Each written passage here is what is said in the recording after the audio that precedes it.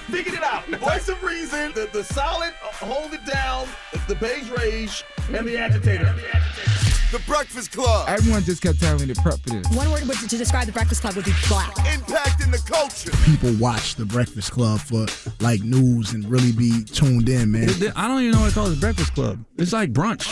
Envy, Yee, and Charlamagne. Wake that ass up, get out of bed, and listen to the Breakfast Club. I'm waking up. Good morning, USA! Hey, fam! It's Thursday!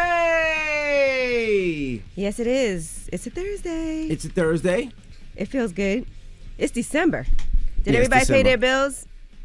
Yeah, the bills are due December 1st, but it's not late until December 16th, mortgage and rent. So just give you that heads up. Usually that's what they say. Now, they finally lit the Rockefeller Christmas tree last night. So that usually is the start of the Christmas season. Have you got your Christmas shopping done yet? No. No, not at all? I haven't even thought about it yet. I got everything done already. Everything is done. The kids are done. Family members are done. Everything is done. I got it all Damn, done it's out the only way. December 2nd. Well, they said there was a shortage on a lot of the things, and, you know, it's going to be a lot harder to get a lot of the toys. They're going to get and a lot of the whatever I gifts. see. Goodness gracious. In the store. I actually like to go in the stores and go shopping as opposed to ordering things online. I know that's weird because everybody's doing shopping online, but I like to go see things in person, pick things out. So, Yeah. yes. Yeah, so I did all my stuff. And then, of course, the car show is going down in Miami next week. So I'm going to be out of town a couple of days handling that. So I was like, let me get everything done. I don't want to hear nothing. I want to make sure that the kids got their gifts, everything that they wanted. And so all my shopping is done. I'm actually going to Miami today. For Art Basel. Yes, for Art Basel. And I was reading about how Art Basel has already kicked off and some of the things that have been sold. Because if you collect, do you collect art? A little bit. At all? A little bit. Yeah, so I've been trying to get more into that. I've gotten some great original pieces, but I am nowhere near on the level of what these people are buying at Art Basel. Yeah, I mean, some people are paying millions of dollars for art. I'm not there yet. But art But you is never a know great what investment. something will be worth. You know, Correct. they already said on the first day there was a $20 million Picasso that was sold, and then there was a $4 million Banksy sale. Wow. Already, Wow. just on the first day. So Yeah, and I know that rest in peace Virgil, he had Louis Vuitton displayed his new line, and I heard it was pretty amazing, and the show they put on for him was great. So rest in peace, and again, condolences to his family and friends. Now, Troy Ave will be joining us this morning. Troy Ave has a new project, God is Great, Paper Straight. So we're going to talk to him in a little bit. And then we got Front Page News. What we talking about? Oh, and I think Yandy's joining us too this morning. Oh, she If is? I'm not mistaken, yes, Yandy. Okay. I actually have a podcast I'm doing with Coach Jussie. You know, Coach Jussie comes up here all the time to talk about health and wellness. We do a Right. detox together. And so Yandy is actually going to come on. She's the first guest on the podcast I have with Coach Jussie. But she got a lot of interesting things happening. She moved to Atlanta. She's going to talk about her health and everything that's happened with her mentally, as well as spiritually, as well as physically during the pandemic. All right. Well, let's get into some Front Page News. What we talking about? Woo! Well, the first confirmed U.S. case of the Omicron coronavirus variant has been detected. We'll tell you where it was detected and what they are saying about travel for the holidays, what you need to do, booster shots, and all of that. All right. We'll get into all that next. Keep it locked. It's the Breakfast Club. Good morning. Morning, everybody. It's DJ Envy, Angela Yee, Charlamagne the Guy. We are the Breakfast Club. Let's get into some Front Page News. Now, in Thursday Night Football, the Cowboys take on the Saints at 8:20. Now, what we talking about, Yeezy? All right, well, let's talk about the first confirmed U.S. case of the Omicron coronavirus variant, not Omarion, MV, has been detected in California. Now, Dr. Anthony Fauci had a White House news briefing where he did talk about that case. A recent case of COVID-19 among an individual in California was caused by the Omicron variant. The individual was a traveler who returned from South Africa on November the 22nd and tested positive on November the 29th. The individual is self-quarantining, and all close contacts have been contacted, and all close contacts thus far have tested negative. The individual was fully vaccinated and experienced mild symptoms, which are improving at this point. Now, they're not sure how this will affect the body, if it's worse, if it's not worse. They just know that it's a different variant, correct? Yeah, they say it's a variant of concern, by the way. They're saying it poses a very high global risk. It was first identified by scientists in South Africa and has since been detected in several countries. They're trying to see how transmissible it is, how sick it makes people, how well the vaccines work against it. So, of course, because it's a new variant, it's going to take some time to find all those things out with these studies. Now, Dr. Fauci is telling Americans they should get vaccinated, of course, and warning that the Delta variant is still a danger for us, but we don't know enough about Omicron yet. Here's what he had to say about holiday travel and so on. We know what we need to do to protect people. Get vaccinated. If you're not already vaccinated, get boosted. If you've been vaccinated for more than 6 months with an mRNA or 2 months with J&J, and all the other things we've been talking about getting your children vaccinated, masking in indoor congregate settings, etc. Wow. All right, and he also did have a town hall. Dr. Sanjay Gupta was there as well, where they did talk about whether or not it's still safe to travel, and transportation mask mandates have been extended through March, by the way. So you still have to wear those masks on airplanes, buses, trains, and boats, as well as in airports and other transportation hubs. Here's what Dr. Fauci had to say about travel. I would not do anything different than we had been recommending all along, despite the fact that we have a case, and we likely will see more cases of Omicron as the weeks and the days go by. If you have a vaccinated situation, your family's vaccinated, enjoy the holidays indoor with your family in a family setting. Many of us will have to travel during the holidays. What you do when you travel, you take care, you're prudent. Yeah, the thing that scares me is because they don't know how it affects the body. If it's more contagious, if it hurts more. They don't know if the booster shot or the vaccine actually work on it, but they don't know. What they do know, though, is the person that does have it was fully vaccinated and only had mild symptoms.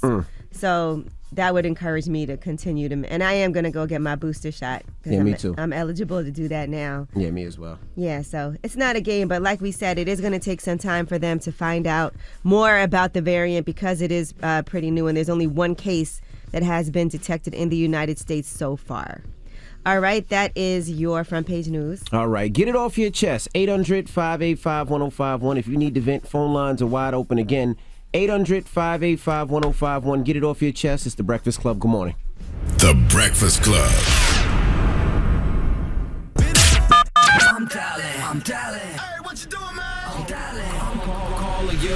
This is your time to get it off your chest, whether you're mad or blessed. 800-585-1051. We want to hear from you on The Breakfast Club. Hello, who's this? Hi, good morning. My name's Christina. Hey, Christina. Get it off your chest, mama. All right, so I work as a partner with Amazon. We do deliveries throughout the holiday season, and I am so annoyed with people that don't have house numbers on their houses. If I can't find you to get to your package, the paramedics aren't going to find you to save your life. You know what? I don't think I have a house number on my house in Detroit. I see that all the time with no numbers, yeah. What's your numbers? And businesses too. Businesses, you need to put a big number on your thing. Because a lot of times when I'm Googling trying to get to places, or if I'm ordering food, and I can't find, I be getting lost. It pisses me the hell off. You can't look next door at the numbers next door? I try that sometimes. We do try it sometimes too, but gosh, it slows it down and makes it a little harder. You know, just make us a little easier. Put a visible house number, please. Okay, it'll be done. Yeah. I think I was doing a lot of renovations on my house. And so I just hadn't done it yet. But. So question, since you're an Amazon worker or Amazon partner, what is a good tip for the holidays for Amazon worker or FedEx workers or UPS workers? What's a good tip? Work tip for them would just be to stay hydrated, stay positive. No, I mean money-wise. I mean to give them a tip. Oh, money-wise. Yeah, I didn't know what Envy was talking about either. I'm not going to lie. No, I was saying like tips when they come. She was like, drink water. No, they work all season. So what's a good tip? Monetary. You know, everything is appreciated at this point. I would say, they love snacks, leaving out bottled water, cookies, things that are easy grab and go that they can take on their day. Now they're Santa Claus. Honestly, a simple thank you goes a long way because it's a thankless job and they're working really hard. These drivers do anywhere from 200 to 300 stops a day, and their trucks are full every morning and empty every night. All right, so you heard of all the UPS, FedEx guys that come to my house and the garbage people. She said leave some drinks and some snacks. We call them sanitation workers. Sanitation workers. Take care of them. So I'm going to leave y'all cookies and milk, just like you said. No. That's right. We're Santa's elves. Cash rules, guys. Cash rules. No. I'm doing exactly what the other woman said. Hello, who's this? Hey, this is Will. Will, what's up? Get it off your chest, bro. Man, I just got off working night shift, finna go start putting together this dollhouse for my baby girl for Christmas. You starting now? And I'm starting now, man. Now I know it's difficult, but you starting right now? I'm starting right now because I don't even know when the next time I'll see my baby girl. I got you. I ain't mad at you. Yeah. Okay. Now be careful because, I damn near cut my finger off last Christmas trying to put one of them dollhouses together. Hey, more power to me, I hope. I hope I get it all together without no injuries. You got this. I wouldn't even listen to Envy. You got it. Good luck. Envy almost injures himself on the mic every morning. Shut up. All right. Hello, who's this? Hi, my name's Amanda. I just moved here from California. I'm back in Jersey now. Hey, Amanda, get it off your Welcome chest. back. Yes, it's good to be back. Two things I want to get off my chest. One is that everybody needs to stop being Grinches around the holidays, okay? Just because I like to bump my Mariah Carey from May until December, it doesn't mean that you have the right to be upset with me, okay? Someone sideswiped my car from Philly, calling out all the Philly drivers who can't drive, okay? And they have the nerve to be upset with me. The second thing is that I want everyone to follow me on Instagram. My name is Brownie_BITZ, Brownie Biz. Please go and contribute to my GoFundMe. My little puppy has cancer, and I want to get him better for the holidays. His name is Benny. Yes. Let me hear you sing a little holiday jingle. Oh, Lord, I don't want to ruin anybody's holiday. Come on now. You've been singing in the car. I sure have. But you ain't going to do it for us this morning. Yeah, yes, but everyone please help me get my dog cancer free. Once again, follow me at Brownie_BITZ, and I love you guys. I've listened to you guys since I was 14 years old. Bad parenting on my mom's part, but I love you guys. Well, thank you so much. Have a good one. You too now. Praying for her dog. That's tough. Get it off your chest. 800-585-1051. If you need to vent, you can hit us up at any time. It's The Breakfast Club. Good morning. The Breakfast Club. Let's go. This is your time to get it off your chest, whether you're mad or blessed. Say it with your chest. We want to hear from you on The Breakfast Club. So if you got something on your mind, let it out. Hello, who's this? Oh, this track Charlamagne Murder. What's up, bro? Get it off your chest. Oh, I just wanted to film a freestyle real fast. My rap name is Moon Murder. Moon Murder. Moon Murder. All right, murder Moon Murder. Y'all ready, Queen? Stand up. Take it away. Take it away. I'm in the loop. I found a way. I'm on top. I'm high in space. I'm still front line for my rage. Take it away. I'm a free man. I beat that case. Album moving, rapping pace. I'm still front line for my rage. Bro, what do you do? What do you do? Oh, I just be writing music all day. Well, besides the music, like how do you pay your bills? I own my own company. What company, bro? I sell clothes and stuff. Okay. All right, yeah, stay with that, How bro. can people find you if they want to hear more? Oh, you go to my Instagram. Are you going to tell us what it is? No. My Instagram on track Charlamagne Murder. Charlamagne Murder. All right, killer. You be safe out there.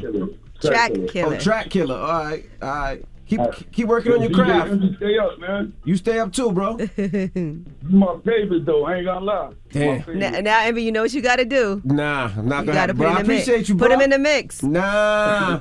Yo, check me out, though. Put me in the mix. If you get a chance. Envy, put him in the mix. Nah. Come on. No, he was not good.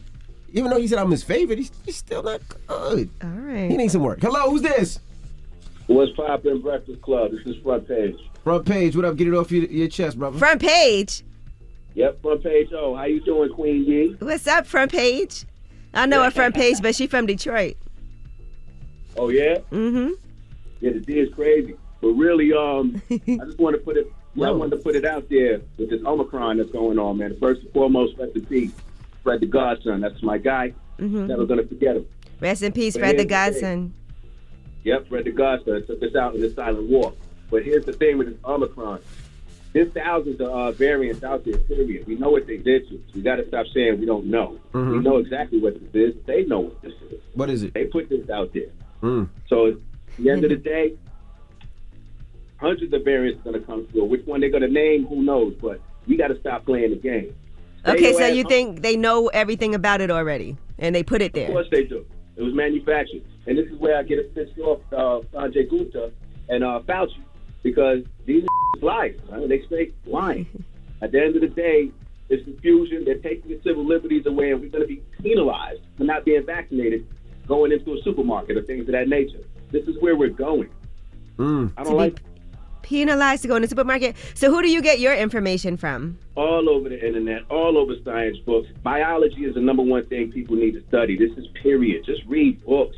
Know what we're dealing with. All right, brother. All right? Yep. All right. You gonna listen to him or you listening to Fauci? Who you listening to? You? I think the people who have studied this for decades and this is their profession, not I'm the listening internet. to Front Page. Front Page seems like he know what he's talking about. Hello, who's this? Mr. Urban, don't say a word, man. All right now. Lord of mercy. What's up, brother? What's going on, yo? Just wanted to get off my chest, man. I'm trying to figure out why nobody's following me, man, on Instagram, man. I have the best CMOS smoothies and the best CMOS products in New York, yo. And no one's following you? No one? Now, I got a couple followers, but I need y'all to follow me, man. Okay, what's your Instagram? All right, my Instagram is Mr. Herbman, not with an A, with an O. Don't say a word, man. But yeah, that's it. It's just Mr. Herbman. Mr. Herbman, what do you sell? He just says CMOS. Oh, yeah, CMOS. Yeah, it's CMOS smoothies, CMOS products, CMOS pills, everything that has to do with CMOS. And I got a food truck that's coming through that's going to be crazy, selling CMOS smoothies and all that. Okay. We do have CMOS smoothies at our juice bar, Juices for Life as well. But we always support that. Okay, we can link up. Definitely got to support y'all too, man. Yes, we support that. Okay, Mr. Herbman. Don't say a word, man. Not a mercy. All right, y'all have a good day, man. Okay, Bless yourself. All right, later. All right, get it off your chest. 800-585-1051. Now we got rumors on the way, Yee? Yes, Jussie Smollett. We're talking about his trial. And now we have some more information about what the men who attacked him have to say about Jussie Smollett and how he wanted them to beat him up. All right, we'll get into that next. Keep it locked. It's The Breakfast Club. Good morning. The Breakfast Club. Listen up. It's just in. All the gossip. The Rumor Report. Gossip. With Angela Yee. It's the Rumor Report. The Breakfast Club. Well, sad news. Jacqueline Avant, who was the wife of music executive Clarence Avant, was fatally shot in her home in Beverly Hills. She's a philanthropist, and they said that she was most known for the work that she has done in support of the UCLA International Student Center, also serving as one time the president of the Neighbors of Watts, a support group for the South Central Community Child Care Center, and as entertainment chairman of the Now Benefit Auction. As you know, we've spoken about Clarence Avant up here. He's known as the Black Godfather of music. He's worked with and also advised people like Bill Withers, Babyface, the SOS Band, Sherelle. Michael Jackson. Yes, many others. He's in the Rock and Roll Hall of Fame. He was inducted in 2021, this year, and he received a star on the Hollywood Walk of Fame in 2016. So they don't know. They're saying it's too soon to call it a home invasion or a follow home robbery. Right. And the motives in the case are still unknown, but they are investigating all possible motives. They will not speculate on anything that's out there, including if this was a robbery attempt or not.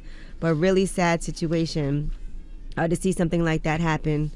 And I saw that Tyler Perry was saying that he will find and use all whatever resources possible. He said, "My heart breaks for Clarence and Nicole and all the Avant family. This world can be so cruel and cold. I have no idea what kind of subhuman could shoot an 81-year-old woman and in her own home. But you can rest assured that every available resource will be used to find whoever is responsible for this awful nightmare. This is tremendously sad." Yeah, they said the back porch window was broken. They said that I believe they did have security.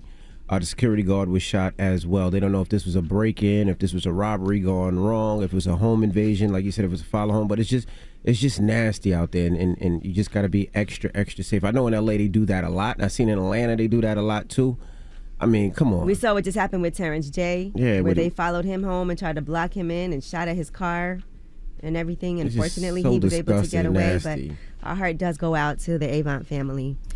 All right, now Jussie Smollett, his trial has started, and according to the brothers who took the stand, the Osundaro brothers, they are saying that Bola is saying that Jussie Smollett agreed to pretend to beat him up. He said he wanted me to beat him up. He testified yesterday.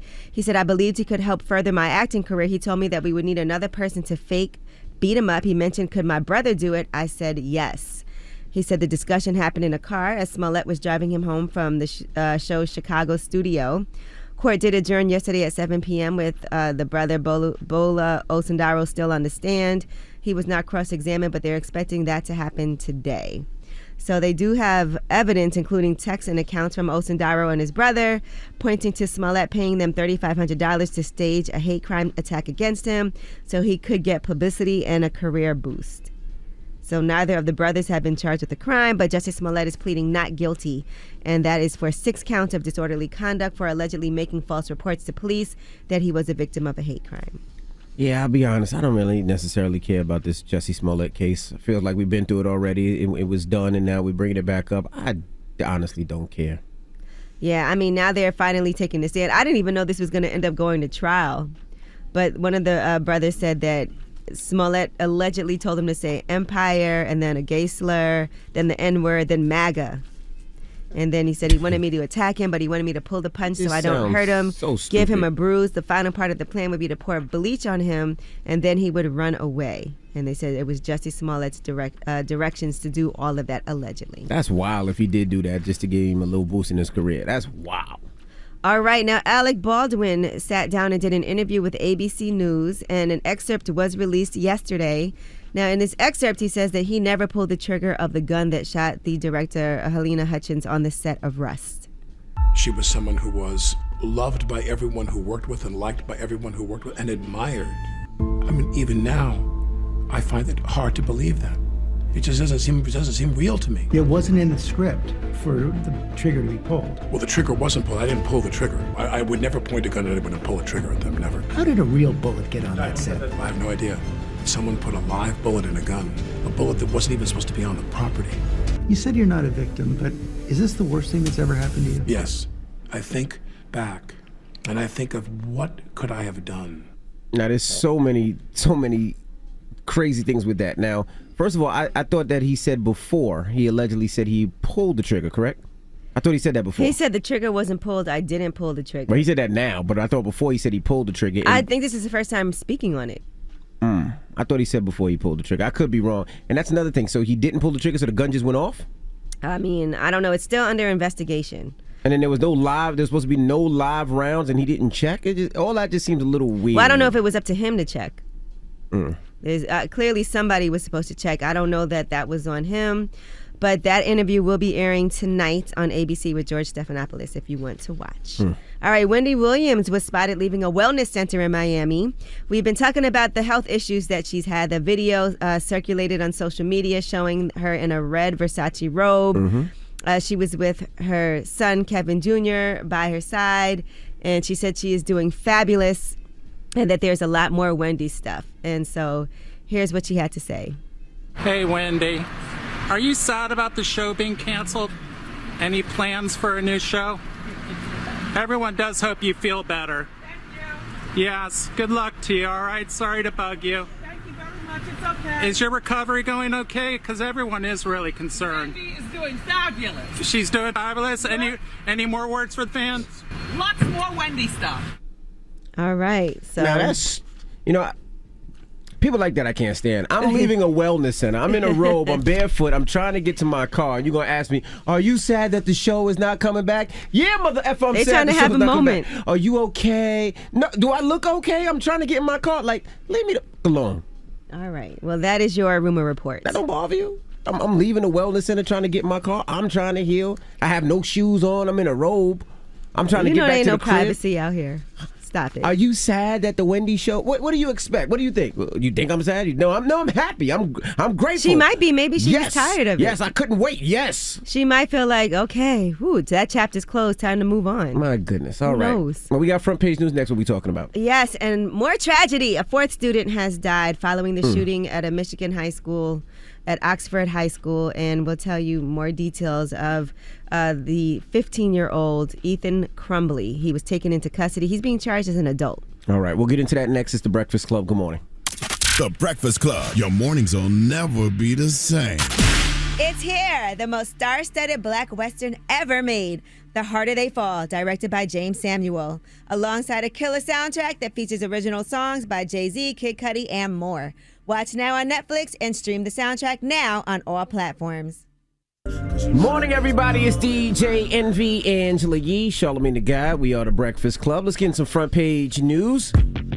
Now in Thursday Night Football, the Cowboys take on the Saints tonight at 8:20 p.m. Now, what else we got, Yeezy? Well, a fourth student has died, and that is all following Tuesday afternoon shooting at Oxford High School in Oxford Township in Michigan. Justin Schilling, who was 17 years old, died yesterday. 7 people, including a teacher, were injured. The suspected gunman is 15-year-old Ethan Crumbly. He was taken into custody. He's being charged as an adult. He should be. Now, they're saying there is no indication that the victims were specifically targeted, but they're saying they are confident prosecutors can prove the shooting was premeditated well before the incident. And he also has been charged with 1 count of terrorism causing death, 4 counts of first-degree murder, 7 counts of assault with intent to murder, 11 counts of possession of a firearm and commission of a felony, and additional charges are possible. A judge has entered a not guilty plea for Crumbly at his arraignment, and he'll be moved to Oakland County Jail. He'll be held in isolation with bond. His next court appearance is scheduled for December 13th. His father purchased the weapon on Black Friday. Officials are looking into how the family stored its guns, how much access the teen had to them, and he had apparently used the gun prior to the school shooting, according to a source. They also have some posts that he made where he was posting ominous threats before the massacre at the school. He posted, "Now I am become death, a destroyer of worlds. See you tomorrow, Oxford." Oh, so he told everybody. Then he was gonna posted do a it. picture of the gun and said, "Just got my new beauty today. Ask any questions, I will answer." And yeah, you gotta. I mean, that's very scary. Now, they said that the parents actually, there was an incident beforehand and the parents were at the school earlier that morning. But, I mean, when you see something like that, you got to report it. You have to report it. I remember an incident where there was a kid in my daughter's school that was knocking over stop signs. And my daughter told me, and we reported it to the police. My daughter was very nervous because she was like, she didn't want to seem like a snitch, but she wanted to make sure nobody ran those stop signs. And you got to report things like that because you playing with somebody else's life, you know? Now, they're saying the parents of Crumbly had actually gone to the school Tuesday morning to discuss their son's concerning behavior in the classroom. And they said the school did have contact with the student the day before and the day of the shooting for behavior in the classroom that they felt was concerning. And so they're investigating that meeting as well. They said about 3 hours after the meeting, that's when he pulled out the gun and fired on campus and ultimately killing 4 students. He's been charged with 24 felony counts in connection to the shooting. They did also find 2 cell phone videos that were recorded the night before the shooting. And they said the video featured him talking about shooting and killing students the next day at Oxford High School. They also recovered a journal from his backpack. And according to reports, the entries allegedly included details about his desire to shoot up the school and murder his classmates. So definitely premeditated. Yeah, and they are also talking about honoring Tate Meyer, who was a 16-year-old student who was a standout football player. He was killed in the Oxford High School shooting. And so far, there have been thousands of people who have signed the petition. They said that he actually tried to disarm the suspect. So they want to rename the Wildcat Stadium the Tate Meyer Stadium. That would be amazing. And so far, it has over 87,000 signatures for that to happen. Well, definitely rest in peace to everybody that lost their lives, and condolences to all the family and friends and that whole school, man. You talk about trauma. You talk about things that they're going to need healing and help for because, oh, my goodness. All right, and there's a new rule out now that will allow debt collectors to track you down on social media. So you can pursue people on email, text message, and on social media sites as well. So if you friend somebody on Instagram or on Facebook, it could be a debt collector who wants to contact you with a direct message. Or not only that, just could you imagine if you post something, new bag, and your debt collector be like, but you ain't pay your bill though. This is MasterCard, you ain't pay your bill though. That's great. I love that. If you're not already stressed enough about bills, you can't even go on Instagram. You talk about embarrassment. Oh, that is amazing. New car, but you ain't pay that car note in 6 months though. I love that. That is amazing. Yeah, and you know, debt collectors do have a limited number of years where they can sue somebody to collect, and after that time runs out, then unpaid debts are considered time barred. But a lot of people do still try to get this debt from you. So many consumers aren't even aware that their debt is no longer collectible. The statute of limitations on that debt varies from state to state. So just something for you guys to know as well. Wow. Could you imagine you post a picture with your son and then the child welfare say, hey, but you ain't pay your child support in months though? That's amazing. I would love to see that. That would be. You got to block people sometimes. This is more people for the block Yeah, list. you got to block them, but that is funny. And definitely if they're unblockable, and you could just keep leaving messages. I don't think anybody's unblockable. That's amazing. That's great. I love that. I will put you right on, what's the thing? Restrict. I will restrict you. I got So you mad will know people you on block, restrict. go Yeah. right ahead. I got mad Me people on too. I'll restrict. never see it. I got friends on restrict. Well, they're not friends, but they think they're friends. There's some people who post and you be like, oh, I don't want to see that. Mm-hmm. All right, well, that is your rumor report. Front page news. All right, when we come back, Troy Ave will be joining us. So we're going to kick it with Troy Ave. And also, Charlamagne is out today. We thought he was coming back, but I guess not. So if you want to give somebody Donkey of the Day, 800-585-1051. Whoever you want to give Donkey of the Day to. It doesn't matter who it is, your mama, your daddy, your pappy. It could be Charlamagne. Whoever it may be. 800-585-1051. You can get on the phones right now. And Troy Ave, when we come back, it's The Breakfast Club. Good morning. The Breakfast Club.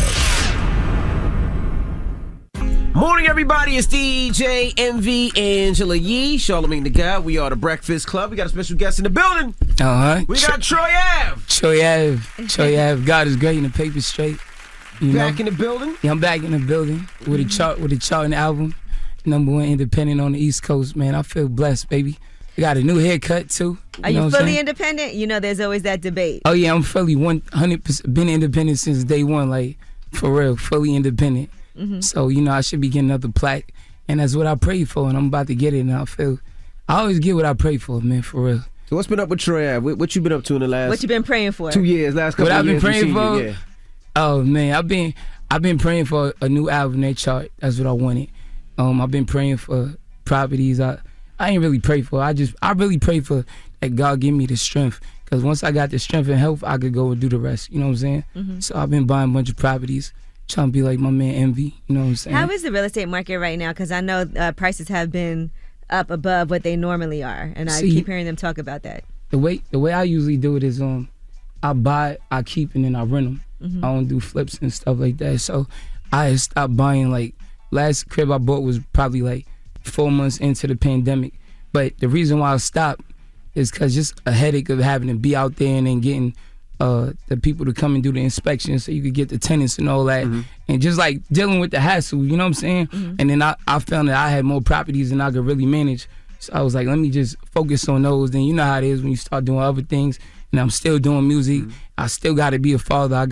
I just got like, more custody of my kids now. You know what I'm saying? So I still got to do that. You have joint custody? Yeah, before I had like some bullshit visitation. I get my kids 3 days a week. You can't be no real dad like that. Mm-hmm. That's impossible. How many kids you got?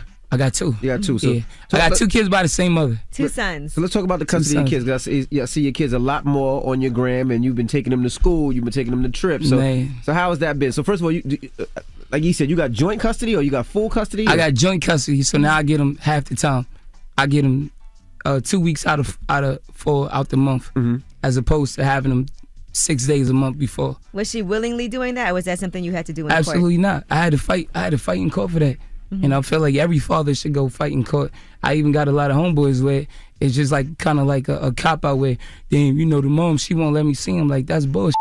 You got to be a parent to your kids no matter what, because at the end of the day, it's going to fall on you when you got to bail them out of jail. You know what I'm saying? When you got to take care of the baby that they made early, it's going to fall on you, and it ain't no bullshit excuse about, I couldn't be there because the moms won't let me see him. I went to court. How are you co-parenting now? We good now. No offense, but women like to do bullshit. Not all women, but some. Men do too sometimes. People like to. I ain't gonna front. It is a lot of bitter. It's bitter baby mothers that could be men too. Mm-hmm. It's a lot of them. Mm-hmm. I know because I deal with women, and I know about they bitter baby fathers that they might block. They don't want to babysit, so me and the girl could go out or like bullshit. You know what I'm saying? They still want them, but that's when you got leverage. So once women like to use leverage a lot. Once there's no leverage, once it's like, you can't take the kids from me, so I don't have to call you and be like, yo, could I see my kid? Yo, let me keep them extra days. And what could they really do? Mm-hmm. It's no leverage, so now you got to play nice in the sandbox. You do have a song called Bitter on the album. I do, so bitter. Toxic, kind of toxic goes into bitter. It did. I did that on purpose. I wanted it to be like so toxic and so bitter. And like, if you notice on So Toxic, like I don't put my hands on women. I don't believe in none of that shit. So like, like the girl hit me with some flowers and all kind of bust your lip. Yeah, bust my lip, all kind of shit. True story? Yeah, but not so much. When I make my music, I use like, it's always based on true facts, but I might use like my friend's story and then my story and put it together. Just certain so I don't incriminate myself, whatever. But I've been there many nights, but I didn't get swung on and hit with roses that night. You know what I'm saying? Right. I got swung on for other like somebody trying to say they was pregnant by me and I was, you know what I mean? I got, so anyway, it's so bitter that was actually about my kid's mother, and she actually loved the song, so the co-parenting is going great. You and I was talking, we listened to your album again this morning. You did? And we noticed there's no features. Yeah, no features. And the first thing me and you said, shout out to Kevin Gates. Damn, nobody with Troy Ave? No, that's not true. I'm gonna have features on White Christmas. Okay. But like certain times when you doing albums, when you independent, I'm not the best planner of things, so like I do a lot of myself. I just make it happen. So I'm not the best planner and setup. And then you got to call artists and hit them and like this album. I decided I want to do it in 3 weeks. I want to just put it out. You know what I'm saying? So I don't like waiting. I just like getting it done. And I know like unless it's like an album like Major Without a Deal, New York City, the album, I feel like I could carry an album myself, especially with the way the music is now. Like I'm not one of these artists that I never been. When the only time I had mad features is because I wanted to get with all of the people that I looked up to in music coming up. You know what I'm saying? Like whether it was Fat Joe, 50 Cent, or Jada, Fab. That was the only time. But as far as this, the way albums is now, all these albums that I'm making them like soundtracks, so they come with a movie. That's why they show it. That's why they 25, 30 minutes. You know what I'm saying? And then it's smarter like that, streaming wise, just to go get the bag and run it up. So I wanted it to be a movie with just me. That's why every song kind of tie into the next and whatever. But I feel like that. I feel like it's a cop out when you reaching for features. You see people do mad features with people it don't even match. You don't even with them. You just basically riding trying to get some streams and to do all this and still not selling records. So how does it make sense? I'm not that. I'm an alpha male. I was stand alone and I do what I want and I move on my own time. I don't move on, I'm forced under pressure to have to sell this much or I gotta sound. It sounds dumb when you trying to sound like somebody that's not even in your lane. They not even doing it right like Biggie did with Bone Thugs. It's just trash. It look like you reaching. Well, first you moved your album back in respect for Young Dolph. Young Dolph passed away. Yes, R.I.P. Young Dolph. That's a fact. I was gonna ask when you seen what happened with Young Dolph. Did that bring back memories for you? Because at a couple times they try to take your life away in a couple of different occasions. With people trying to take my life or whatever, I don't know, man. It's like you still go out, you still go to the fights, you still go to to restaurants. Does that make you nervous? Do you move differently because it's? You had a couple of attempts on your life, so do you feel like I'm gonna stay out the way? I move more dangerously and I move more militant. Like you're not seeing me with a bunch of. I'm not gonna be with 10, 8, whatever. Like I'm gonna have my security. He's gonna be licensed with a firearm. You know what I'm saying? I move more dangerous than anything, and on top of that, I carry myself differently. I carry myself like I try not to let my ego get involved anymore. So I feel like I'm growing up. I'm maturing as an adult. So a lot of times you'd be like, man, this. I want to go ahead. It's gonna be lit. Just let my face be seen. But for what? You doing it for free? It's like in life you gotta have more value to yourself than other people will. You know what I'm saying? And most of us don't. Just being in the urban community, we don't do that at all. So and you can see by the risks we take being places we shouldn't be. So it's basically like if you in if it's a water filled with sharks, you might could get in that water and not get bit, but it's a likely chance that you might get bit. So why would you jump in that water? I jump in the water if it's a big bag of money for me to get. You know what I mean? So I'm not going in no like Squid Game. Like Squid Game, but I wouldn't do no Squid Game. I got more hustle than that. I'll get it from the mud. But I jump in the money if it's I jump in the water if it's a big bag of money to get. But that's the equivalent of the hood. It's sharks. Is hungry. Right. They trying to eat, and you can't blame them. But where I gotta hold myself to is be like, wait, I'm in the middle of the ocean on a yacht. Why would I jump off my yacht to go swim with some hungry sharks? It makes no sense. You feel me? I'm just a big bag of money. And if I was them, I'll probably try to do something to me too. So I just move dangerous, especially when I'm with my kids. I'm extra on high alert, but as you should be if you got anything of value. If you hold yourself of value, it can happen with anybody. Right. All right, we got more with Troy Ave. When we come back, don't move. It's the Breakfast Club. Good morning. Morning, everybody. It's DJ Envy, Angela Yee, Charlamagne the Guy. We are the Breakfast Club. We're still kicking it with Troy Ave. Now, rest in peace, Banger, of course. Now, what's going on with your trial? I'm not asking for details. I'm just curious. I haven't seen the trial pop up or What's going on with the court? Right now, they letting me go finally leave the country. I got a show in Jamaica on January 1st or whatever. But when are you guys going back? When the proceedings happen? Because I mean, I do go to court. Rittenhouse was what, last year? Less than a year ago, and he went to court, and it just seems like it's taking a long time. I go to court online. Are you online? Yeah, I go to court online. So that's better. Less ears, less eyes out the way or whatever. And what I'm understanding is that now, since with COVID, they not gonna put on no real trial or whatever and have me sitting on trial, and then all of a sudden one of the members break out with COVID, and then they just gotta be a hung jury for me. You know what I'm saying? Right. So I mean, it's good. It's work. The longer I stay out of trouble, the longer that this is proof. Like I've been saying from day one, self-defense. This was an isolated incident. I've never got no trouble before, and I never got no trouble after, because I ain't the cause of no trouble. So the longer this gets postponed, the better it is for you. The better, as long as I'm staying out of trouble, I'm being a productive member of society. You know what I mean? I'm not being a bum or a menace. Then yeah, it's good. It got to be good, because it show. I've been on probation for mad years. I couldn't leave the country.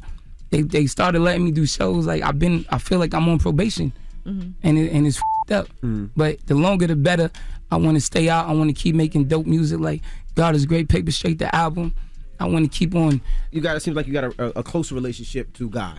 It seems like in the last couple of years. So explain that, because when my wife's mother passed away, a lot of people sent texts and sent messages and sent flowers, but Troy Ave actually called, and he called with his pastor.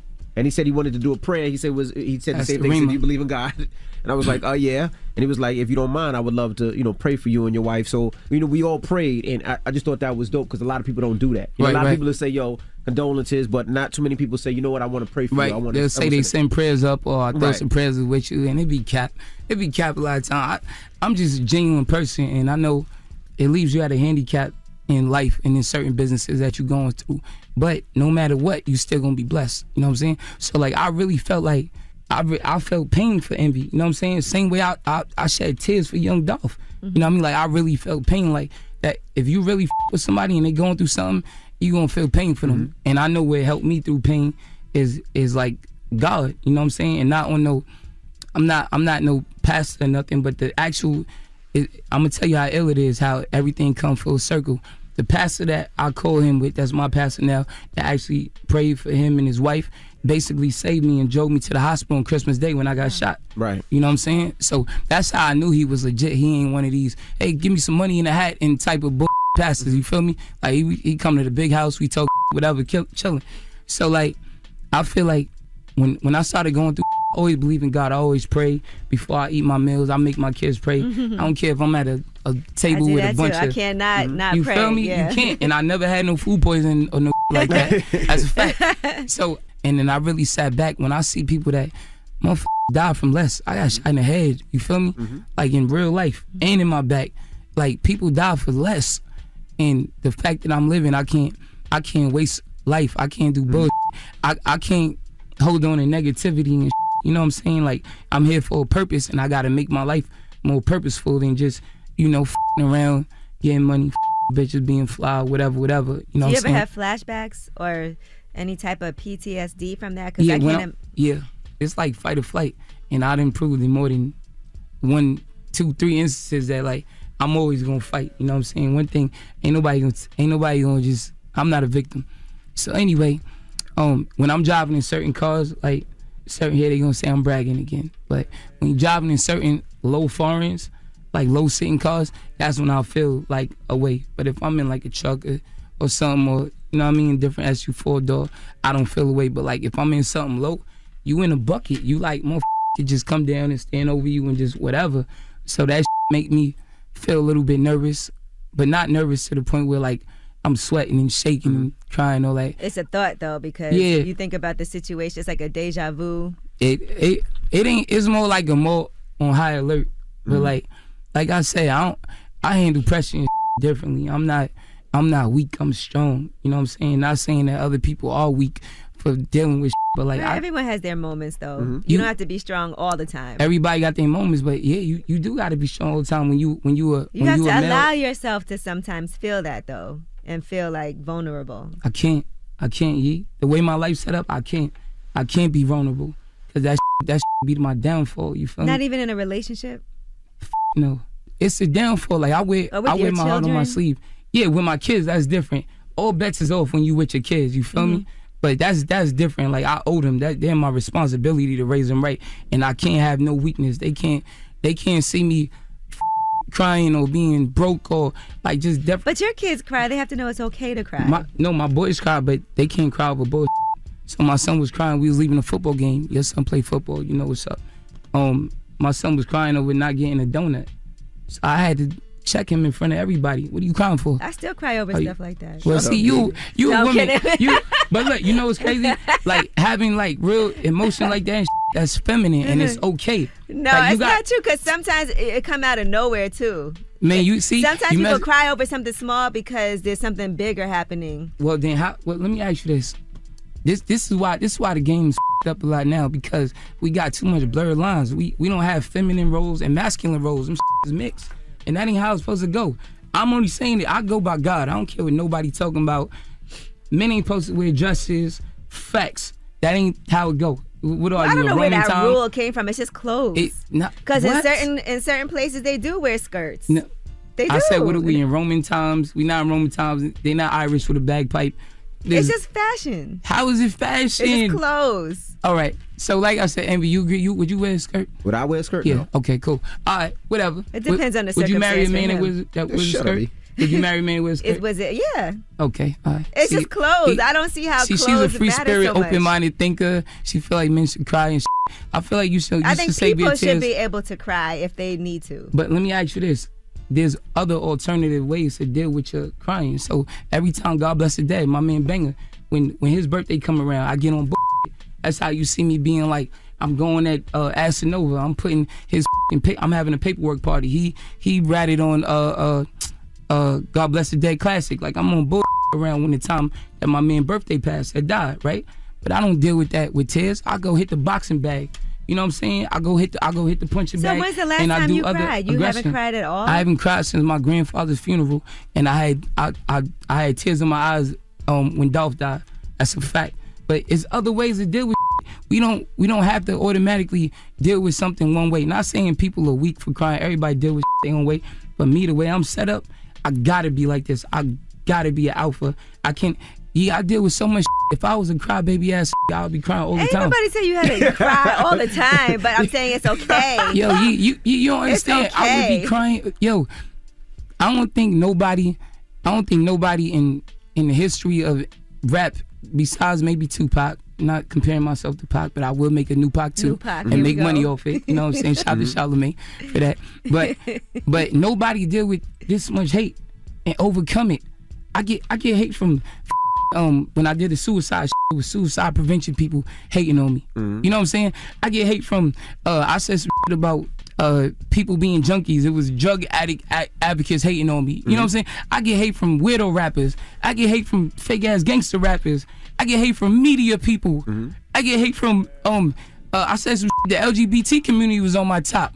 I get hate from Peter. But that's because of things you said. But how? I don't say bullshit. I just say shit that I speak on shit that might be in the Bible. I speak on opinions based on facts. Just like my podcast, the Yeah, Facto but people Show. deal with real life things like suicide prevention. But that goes back to what I'm saying. It's other ways to deal with shit. You don't have to deal with some shit by killing yourself. And now what I was saying is like you being an enabler low key because you're saying, hey, there's nothing wrong with men wearing skirts, nothing wrong. I say it is something wrong with committing suicide. Don't do it. And then hopefully that I'm gonna tell you this is a fact. I don't be up here lying. I don't be up here capping. My name is in my chinchilla. I'm not one of those people. So I had people tell me, yo, Troy Ave, I'm not gonna front. You saved my life. I was on some bullshit, feeling depressed. But you said that, yo, I'm a dickhead if I kill myself, and I didn't do it. You know, but there's people who have real life, and I'm going to say this because I do know somebody who was on medication, got off the medication, and ended up taking his own life, and that was because of a chemical imbalance that he had. And so I feel like we don't know what goes on if you're not in that situation where you've never felt like that, or you've never had to be on medication. Low-key, we do know what's going on. We do know what's going on. I'm going to tell you why. And not saying that I'm blessed that I do have mental issues, but my mental issues, I deal with them differently. And like low-key, we do know what's going on. You just glazed over it. Yeah, he was on medication. He got off. He got off the medication. Yeah, because it was making him nauseous. You want to be nauseous or dead? Yeah, but sometimes you think you're cured. You don't know. Like when you have these issues. I know. I had a neighbor like that. He was bipolar across the street. Right. So he would get off his a meds hard and bug thing. out. I said, get the back on your meds. No, man, because I can't drink and it hurt my stomach. You out here bugging. You want the police to tase you or kill you? So you want to be nauseous or dead? We gotta draw lines in the sand, and that's that be bothering me about this whole music and entertainment and just that I'm in. Like I draw lines in the sand, and it be a handicap for me because like I'm standing on real shit, and everybody else is on whatever. Not throwing shots at you. I actually we've been to Poke Knockers together early. I really you on a personal level, but like we gotta draw lines in the sand and say this is right and this is wrong. You feel me? Because the people who like even going back to this, is what I hate about music. I hate when rappers out with beef. You know what I'm saying? Mm-hmm. I really, really hate that because I really genuinely I don't fuck with a lot of people, but when I do with you, I with you 1,000%. So like, I'm gonna tell you a story. I really with Young Dolph, right? But around that time that we met or before that, Yo Gotti did some real for me. Mm-hmm. You know what I'm saying? He put me on. He did some real for me, gave me some real advice, and then went and did something for me. Mm-hmm. So I'm like, damn, I wish I had the power, or like I wish I was like where I could put together and just be like, yo, I gotta stop this. All right, we got more with Troy Ave. When we come back, don't move. It's the Breakfast Club. Good morning. Morning, everybody. It's DJ Envy, Angela Yee, Charlamagne the Guy. We are the Breakfast Club. We're still kicking it with Troy Ave. I'm listening to you talk. I'm just letting you talk. The crying I think what you're saying is full of I'm gonna tell you why, right? Tell me why, I'm gonna please. tell you why. I know it's gonna be holes in your story. No, I'm gonna tell you why, right? Because when it comes to stuff, right, I'm a grown ass man, right? You know street. When somebody came at me, you know I came at them. Mm-hmm. They threw 2 at me, I threw 4 back, and that's real. I never talk about it because I don't have to, right? But if I'm watching a movie on a plane and something is sensitive, I'm gonna tell them. No, get this a bib and a pamper. It's the truth. Why are you crying? It's a movie. But something that makes me feel away. Envy. It's something that makes me feel. You can sit here and say whatever you want about me, and me and you can Envy. go. We can fight and tussle. But if there's something in a movie that makes me feel away, I could throw a tear. Why cried during Creed on that don't make me less of a man. What? No, I'm not saying it makes my baby you, was just born. I cried. That's different. That don't make me less of a man. I said there's no rules with your kids. And if I see my kids graduate and do some great that I didn't do, I'm gonna cry. My daughter got stitches on her face at a young age. I tear it up because I see my daughter crying. So she's not dead. Nah, but it don't matter. But her seeing her in pain put me in pain. I see my kids in pain, and I want. That's what I'm saying. I be wanting to take the pain away from my kids, but I'm not crying over no damn movie. It's a movie. And I'm boo-hooing. What you getting scared over? It make you tear like what? Like I seen movies and that's what I'm saying. I react to it different. Creed. I be like, I seen Creed. I just be like, damn, that was a really good movie. That touched me. I'm gonna say it touched me. I'm not gonna say, can I get a tissue? That don't make me less of who I am because I tear. Well, now you putting words in my mouth. I didn't say it makes you less of a man. Well, you said I said that there's other ways to handle it. There's other ways to handle it. But that doesn't make somebody who cries less than a man, or make somebody who cries weak. Well, technically, it's not a strong way. Would you say it's a strong way of handling it? Let's go black and white, because you know I like to go black and white. If it's not a strong way of handling it, it depends why you're crying. Is there another way for you to handle seeing that movie that makes you emotional? Is there? To having a tear? Is there another way for you to handle it? I mean, there's a way that you might handle it, but I handle it differently. Come on, man. It's the truth. You're doing an interview, but is there another way for you to handle it? That's what I'm saying. I don't know, but because that's the way that I handle it. That's my reaction. I can't think about it like, damn, I could have handled that a little differently. Maybe I could have jumped up and cheered. Well, I don't know. Actually, my feeling and my emotion at that time was, damn, that was sentimental for that time. Actually, what you just did is said I could have jumped up and cheered. You just answered the question. But that's not my emotion. I would have faked it. That would be a fake. Then you would be looking at me as one of those weirdo ass rappers. No, you know real. what? Let me say what it is. Then I'm in control of my emotions now. That's the difference. I'm in control of them. You know what I'm saying? I don't let my emotions guide me and shit like that. So, like, my son he was on the field, his tooth was loose. His tooth came out in the game. He started crying. I said, what are you crying for? Are you dead? Are you injured? No, my tooth came out. I seen you pull a tooth out in the house. All right, spit the blood out and go back. He sucked it up and went back out there. But his mother and the team mom, they were like, oh, baby, oh. And he started to keep crying. I had to intervene. So now I gave him another way to deal with it. So that's how I want to raise my kids. You know what I'm saying? Every man is the king. Every man is a god to himself. Gets married, I wouldn't raise now my daughters. I would raise them different. I need my daughter to be from college. I'm gonna cry. But I just you say the same thing I said. Oh. He's agreeing with me. Okay. Thank you for making my point, my brother. That's what I'm saying. But let me ask you this, Trey. I saw you posted your girlfriend. I should cry when I got my album charted. I should cry. You should. Independent. That's a big thing. But you know, nothing wrong with some happy and tears. that's coming from the dirt where you came from, and be fact. like, damn, I made it. Every time I open up my bank account, I cry. Oh my God. I cry. You know why? Because I came from a place where I'm not supposed to have that. Every time I walk in my house, I cry. Because I come from an area where I'm not supposed to be. Okay, now you're crying too much. You know what I did? I could have cried, but I bought a chinchilla. I did that. Envy, you know what I'm saying? too I much. celebrated. Every time. I bought a chinchilla and I cried. Well, you add more on it, man. Now, I saw you posted your girlfriend. Is that your girlfriend that you posted on Instagram? Which one? This one you talk about? Whoa. Hold up, Ice Cream Chuck. What's that? That's the one he That one. That one. Yeah, y'all ain't Nah, that wasn't my girlfriend. You know what I'm saying? I was defending her because, like, I said this before, I'll say it again. I don't agree with no type of hate. People will be cool with this type of hate, but not that. Hate is hate. Whether you hating on somebody for they got money, whether you hating on somebody for their gender, their sexuality. But people might say you a hater though. No, you never say I was a hater. That's a fact. Because Tell me how. You just said never in life. I've never hated on nobody in my life. But that's the way that they are. That's not. No, I didn't. You just said that's not people hate. that wear dresses you don't see eye to eye. That's kind of hate because you call them weirdos. How is it hate? How is it hate? Because if our cameraman wants to wear a dress, right, and that's his freedom because that's what he is. That don't affect you. That don't affect what you do. Right. Right? But no, I'm saying right to what you're saying. Like, but you now get it out. You call a rapper that don't necessarily come from the same place that you come from, not raised the same way, because he doesn't look like you or dress like you. He's a weirdo. That's kind of hate. That's not hate. You know what a weirdo is to me? What's weirdo? If you're doing fucking drugs and you wearing funny nail polish and you acting feminine and you fucking rapping in weird ways, you're a weirdo. But I'm not hating. How's it rapping in weird ways? Because it's I'm gonna tell you about rap. No, that's not true. Because I listen to soul music, the Spinners, all kind of shit. You can't judge people by nail polish and what they wear. Yeah, men should be wearing nail polish. Rock stars wear nail polish all the time. Rock stars. Let me tell you something. I feel like everybody wears nail polish. Tupac had a nose ring too. Whatever. Don't do that. Tupac, don't do that to Tupac. Would you Tupac wear nose ring? GOAT. I wouldn't, but Tupac did. But a lot of men wear nose ring. A lot of men don't wear nail polish. Whatever. Rock stars. This is what we got the game up. First of all, back to the hate. I've never hated on nobody in my life. I get inspired. If I see somebody do shit, I'm gonna ask them, yo, there's nobody walking the earth that can say I hate. I don't feel jealousy. That's not how I'm built. I'm a genuine. I got different qualities about me that's different. As far as rock stars wearing nail polish, that people horses. That ain't what we supposed to do. It's just nail polish. Bestiality is something completely different than nail polish.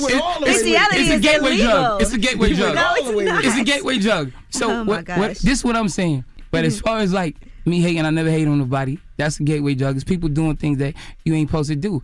And we gotta have control of our emotions. We gotta have control. Sometimes everything you want to do is not good. It probably feel good to shoot heroin. That don't mean you should do it. As far as being a rock star is not rock and roll. We're not talking about rock and roll, which was started by Little Richard or one of these black people, and then Elvis came and did it. We talking about rock star. That's straightening your hair, makeup, all kind of shit. Black people, if you ain't a fucking rock star, you're not Lenny Kravitz, dog. You being a rapper, now you blurring the lines. It's cool to collab in music shit. This is where we got it up. I don't never want to be like no other man. I got my own style. This is my own clothes. As you should though. Too many people. That's why we don't get individuality. Want to be like people. I show this is what I'm doing. Well, you gotta come up here. We gotta have another conversation because I heard you and Charlamagne DM'd each other, right? He told you what's he told you that? We good. I bought him a gift and all that. I ain't bring it upstairs because I knew he wasn't gonna be here. Right. But we good. So we'll come back and we'll chop it up. All right. Well, let's play a record off the album. God is Great, Paper Shake, the album. I need everybody to go get it. It's charting. Keep charting it. Let's play that Weatherman, man. Weatherman. All right. Weatherman. And here go another thing. Go buy my album on iTunes. Buy that $10. If you don't like it, I give you money back. Money back guarantee. Okay. All you gotta do is show me a real sales receipt. All right. It's a fact though. It's Troy Ave, ladies and gentlemen. It's the Breakfast Club. Good morning. Then I'm peeled out, then we peel out with my concealed fire. violated probation. I'm like, for real, stop. That was Troy Ave Weatherman. You can see that full interview on breakfastclubonline.com. Very interesting, brother. I had to actually leave at one point. Y'all was going back and forth. You better just do that Facto podcast. Yeah, we were going back and forth about everything, but I mean, we can do that. I mean, we don't have to have beef. We don't have to want to kill each other, hurt each other. But me and Troy, every time he calls me or we have a conversation, that's usually our conversation. We go back and forth with each other. I heard you cried in the car. I did. Okay. Men can cry. All right, let's get to the rumors. Let's talk to baby. This is the Rumor Report with Angela Yee on the Breakfast Club. So listen up. All right. Well, the baby's been through a lot. Now, he went on social media to reflect on how he hasn't been able to enjoy his own success. He posted, 1 month after I signed and dropped my debut album, Baby on Baby, in 2019, my little brother hit me and told me my daddy was found dead in his crib. I was the hottest rapper in the world, spending my entire breakthrough year hurting behind a fake smile, using my hustle to block out how effed up I was about my daddy dying unexpectedly. I ran laps around N-words my first year in the game with all types of accolades that I was too numb to enjoy. I held it down and carried the last name as righteously as I could, dropping my second album, Kirk, dedicated to my daddy later that year. To this day, I still don't know what happened or how my daddy died. I was in the middle of a sold-out arena tour when COVID first hit, top of 2020, and had to sit my ass still for the first time since I popped 2019. I went with my move and dropped anyway with my third album, Blame It On Baby. June 2020, Rockstar went #1 on Billboard. And he said, November 3rd, 2020, my big brother committed suicide. I was the top streaming artist in the world at that time. I lost my big brother. All that along with the other ish I can't speak on. So he said, till this day, I get targeted, lied on, and get my name dragged through the mud every day for fame and money. Two things everybody want that I don't even care about. Yeah, I'm sure. What do they call it? Like survivor's remorse? The fact that, you feel like you made it and everybody around you didn't. Also, not even knowing what happened to your father. Yeah, I mean. And then the fact that your brother took his own life, and imagine the pain somebody is going through. Yeah, he can't enjoy everything that he's doing because he's still, feeling the pain from his father and his brother and his friends and everything that's going on around him. You got to pray for the baby. Right now, in the meantime, these organizations are saying that they haven't heard anything from the baby. They said he never donated to 3 AIDS organizations after they met in August, and he hasn't followed up. So it was about it was the money. World AIDS Day yesterday, and they posted a report in the Daily Beast investigating what the baby has done to provide several of the organizations that he met with in August after the comments that he made about people living with HIV. Mm-hmm. And of the 9 organizations he met with, 3 said they have not heard from him. The other 6 did not respond. So it's about the money. So they did have a conversation with him. Well, they didn't say anything about money, but okay. I think they were talking about what can you do moving forward. Yeah. Like to correct miseducation. Well, the brother's been going through a lot, as you can see. So I think it's probably overwhelming. He saw those reports and everybody else kind of bashing him, and then he had a very public situation with Danny Lay that happened on his live. So it's a lot going on. He's been going through a lot. All right, Eddie Murphy has signed a new record deal with Warner Brothers. He's going to be releasing a reggae album. What?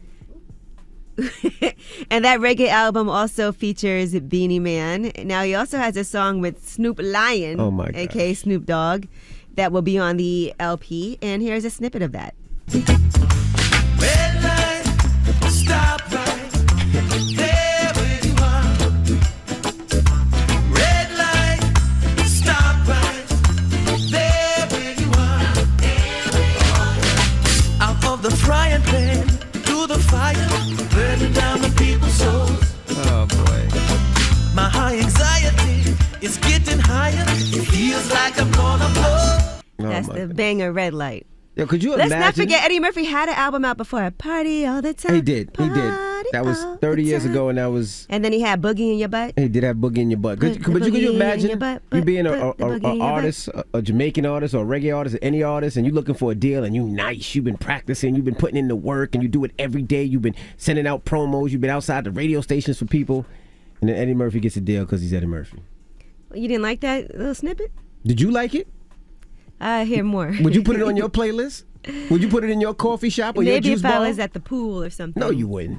Lighten one up. Yeah, right. All right, well, that is your rumor report. All right. Well, Charlamagne is out today. We didn't know, but if you want to give somebody Donkey of the Day, 800-585-1051. Whoever you want to give Donkey of the Day to, call us up right now. It could be your mama, your daddy. It could be Eddie Murphy. It could be Charlamagne. It could be Yee. It could be me. Whoever you want to give Donkey of the Day to. It could be Troy Ave. He just left. 800-585-1051. You always talk about somebody giving their mama Donkey of the Day. I don't know what's wrong with you. It's the Breakfast Club. Good morning. The Breakfast Club. Your mornings will never be the same.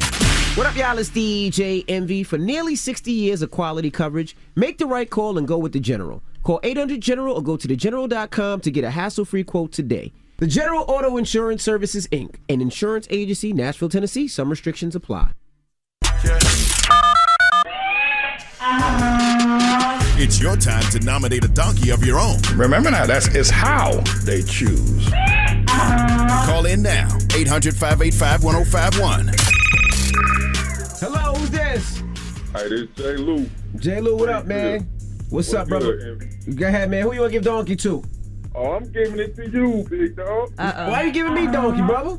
Hey, check this out. I don't know what you got against us middle-class folks out here, bro. But who in the world will celebrate debt collectors being able to follow somebody? I know. That's funny. No, that's don't stressful. Be twisted. It got nothing to do with middle class people. It's everybody, because they be on me too. But the fact that they what debts you owe? Every month, they cut my cell phone off. So AT&T. Oh, come on, that's ridiculous. AT&T be hitting me every month. But that's funny. You can hit them back. Go F yourself. You can block them. I think that's funny. No, it's stressful. It's already stressful enough when they be calling your house and sending letters.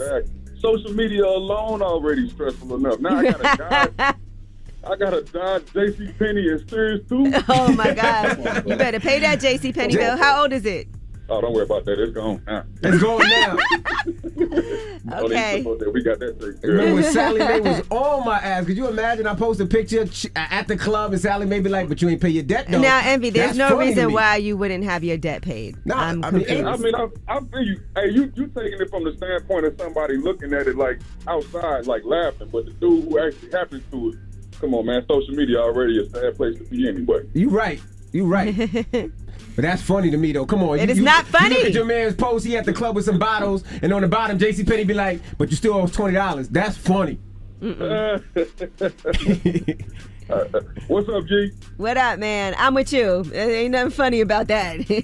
You be like, oop, let me get off this. Have a good one, brother. Hello, who's this? Yo, this is Cam. Cam, what up, man? Go ahead. Who you want to give Donkey to?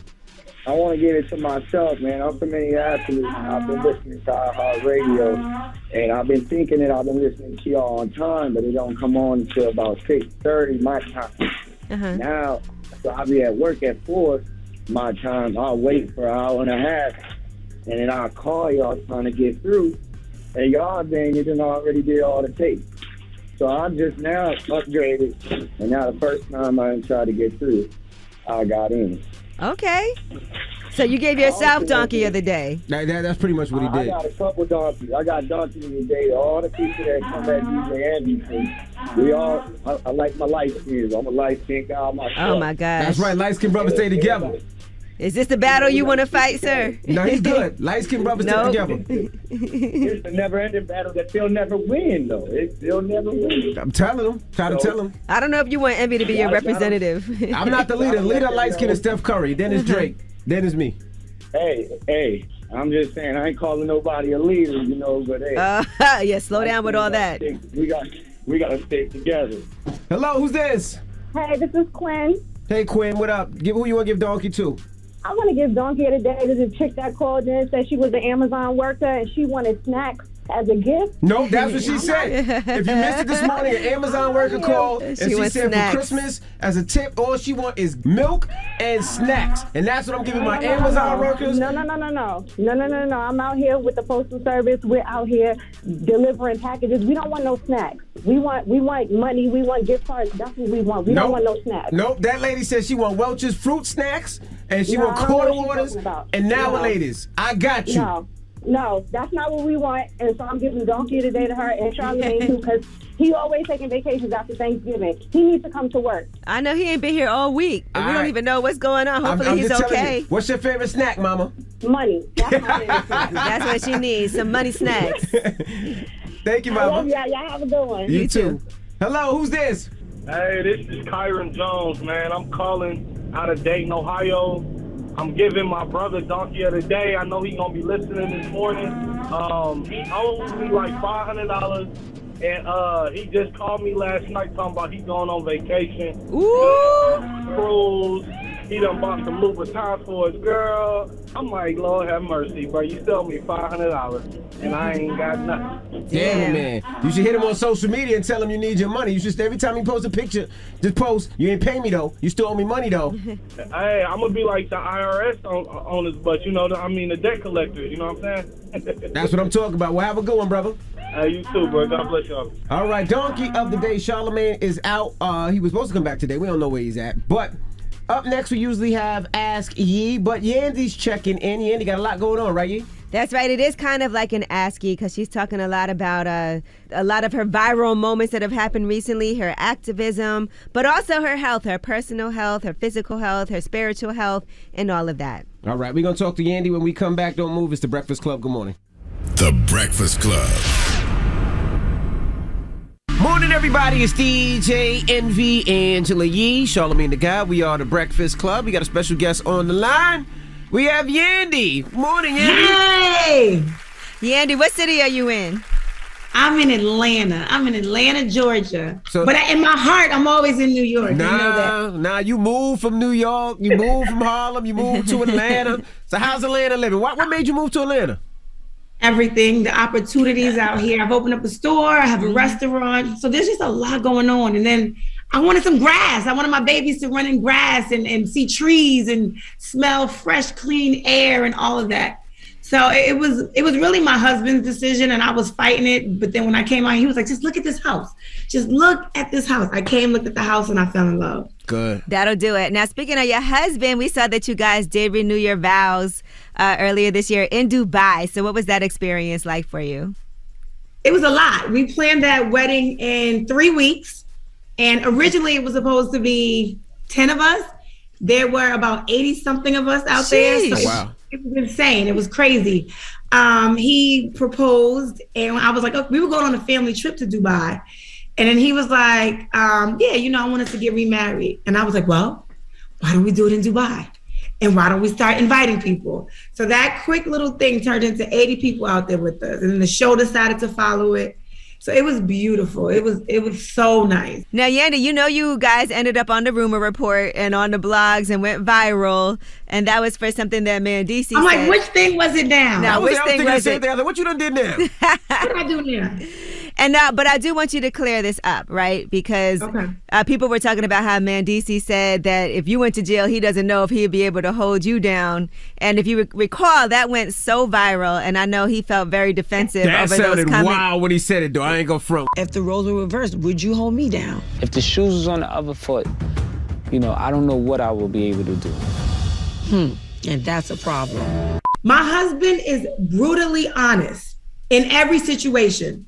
Now, the same question was asked to me when he was leaving. They were like, actually, he said, you don't have to do this. In my mind, I was like, shoot, I hope I can do it. You really just don't know. Mm-hmm. What he said was, I don't know. And that is what everybody really feels. But I was like, damn, we sit in front of 3 million people watching this show. I don't care what you really feel. Say what you're supposed to say. The world is going to look at you and me crazy for you saying something stupid like that. So, yeah, I was like, I should knock you upside your head. So what was that conversation after when the show? Because the conversation after was, you want to get knocked upside your head? I was sitting there, but this isn't the first time. Like we've had this conversation when we go through things, and he's like, yeah, why you didn't call or why you didn't write this day, and I was calling at this time and you didn't pick up. And I'm like, what if the roles were reversed? Right. Was you gonna pick up every single call when you was holding down these kids? You working 3 jobs, you owning all these different companies. I'm allowed to miss a phone call. So I wasn't shocked to hear him say that, because we've had those conversations where he said, like, I appreciate that you have, and I hope that I could do. I don't know if I could. And I say the same thing. I don't know if I could have either, but I did. So now that we know that I did, let's move past it. Get your mind right to a place where you could be like, without a shadow of a doubt, I'm right here. And another issue that you guys had was him not really appreciating what you do as far as work, right? Because you have been on the front lines. You've been very active. We know you and Tamika Mallory are extremely close, and you've been supporting her cause and been on those front lines as well, getting arrested and all of that. So how have you guys moved forward when it comes to that?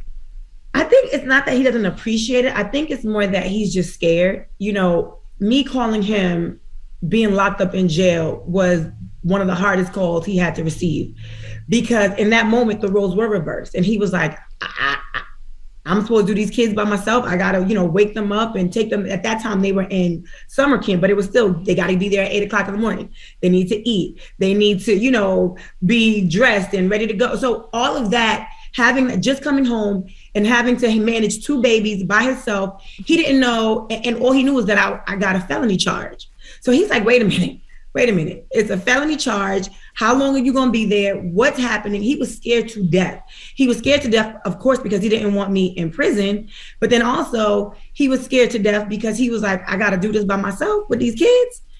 And it was during the pandemic. So it was a lot of things that was just on his mind. So he was like, you can't just think about everybody else and not think about your family, think about your children. Now, I was going to ask you. He wasn't on the page with me getting arrested at all. And then when I went and got arrested again, he was like, okay, now. Enough's enough. Enough is enough. Enough is enough. Now, Love and Hip Hop, you're a vet on Love and Hip Hop. I'm a vet on Love and Hip Hop. You still enjoy it? Or are you tired of it now? No, I like for me, this transition was great.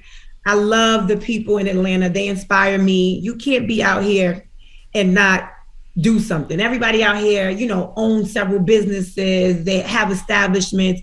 They're really popping. So I had to, New York was great, but for me, it was easy. Out here is challenging. Like I gotta stay inspired to keep creating and doing things. So it definitely calls me higher. I saw you guys got a new mayor. So how do you feel about that? We got a new mayor, and I had the privilege of talking to him the night before the runoff, and really, getting all up in his business about like, look, these are some of the issues I'm having. These are some of the things I want. I'm here now. So I can definitely speak to some of the changes I want to see. And I really appreciated his answers. One of my biggest concerns, so I have a store at the Underground in Atlanta. If you're from Atlanta or if you visited Atlanta, especially, I would say like 6 years ago, the Underground was the spot in Atlanta. It's been closed down for some time, but I opened up my location there because that is the real Atlanta. And it's booming. There's businesses that are opening right now. I was like one of the 3rd businesses that opened over there. And I think now there's about 15 or 20. There's the homelessness around the area was insane. And I just felt like we needed to really clean up the city. But first, we needed to make sure we provided opportunities for the people in the Atlanta area. It's a lot of homelessness. So he told me the plan. He told me the goals that he has for that. And then another thing for me that was, small businesses are thriving in Atlanta, but I also see gentrification happening and all these tall buildings coming in. There are some small business owners that are being knocked off the block. So I wanted to know, what are you going to do to combat that and protect us? So we had a good conversation. And I think, going into this, it's always good conversations, but then when things start to happen, like, over policing and all the other things that happen, we got to have another conversation. But I wanted to make sure I had that communication open with him so we can have these conversations. All right, we got more with Yandy when we come back. Don't move. It's the Breakfast Club. Good morning. Morning, everybody. It's DJ Envy, Angela Yee, Charlamagne the Guy. We are the Breakfast Club. We're still kicking it with Yandy. Now, you hooked up with Coach Jussie. You about that detox life? You about the detox? Oh, my gosh, I'm about that detox life. This your first one? Just completely about it. Detoxing from people, detoxing from situations, detoxing from cities and jobs, whatever it is that I got to do to make sure this is the happiest I've ever been, I must say.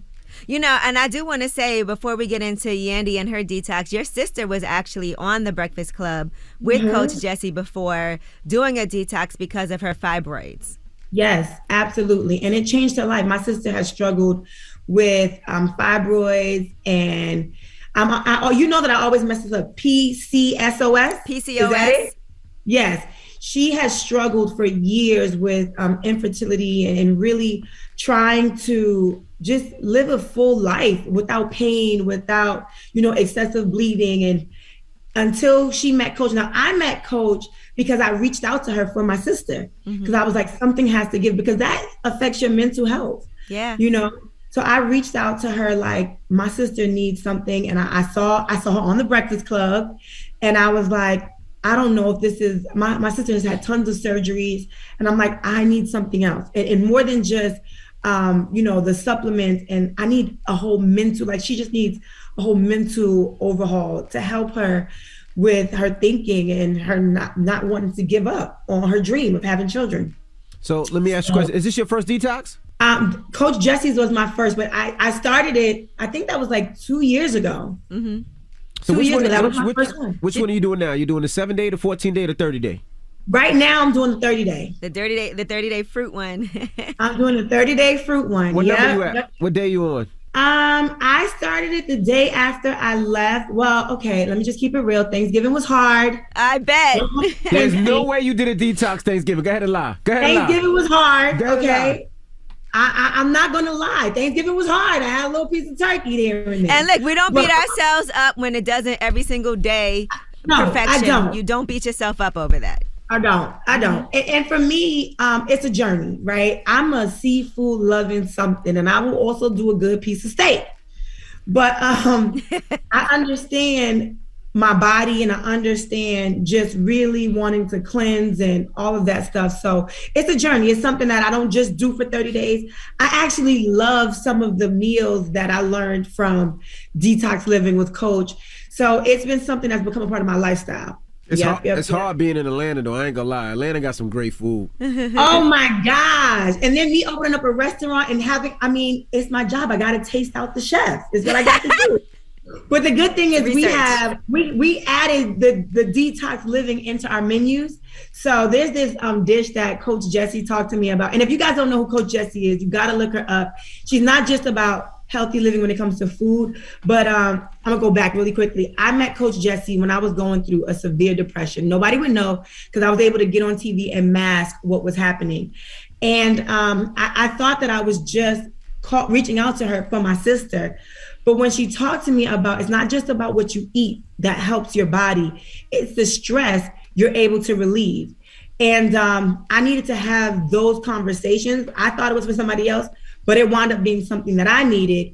And it really just helped refocus my thinking. I had clarity, and she helped me with prayer and all of that stuff. And honestly, to detox, you need a little bit of praying when you used to eat the way I eat. So now fast forward, it's become something that is not just an eating thing for me.